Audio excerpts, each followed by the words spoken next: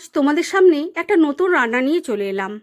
প্রথমে আমি চালটাকে সেদ্ধ করে জল ঝরাতে রেখে দিয়েছিলাম।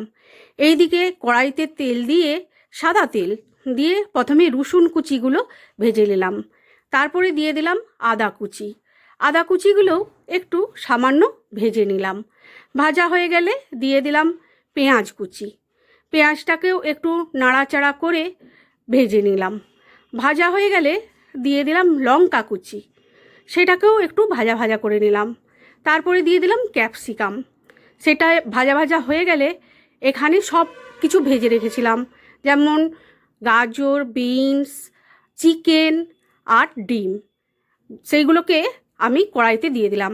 দিয়ে একটু মশলা দিয়ে দিলাম আর সয়া সস দিয়ে দিলাম। দিয়ে ভালো করে একটু নাড়াচাড়া করে সেই ভাতটাকে যে সিদ্ধ করে রেখেছিলাম সেইটাকে আমি কড়াইতে দিয়ে দিলাম। দিয়ে ভালো করে আমি সেটাকে ভাজা ভাজা করে নিলাম। করে নেওয়ার পর একটু নুন দিয়ে দিলাম আর একটু মিষ্টি দিয়ে দিলাম।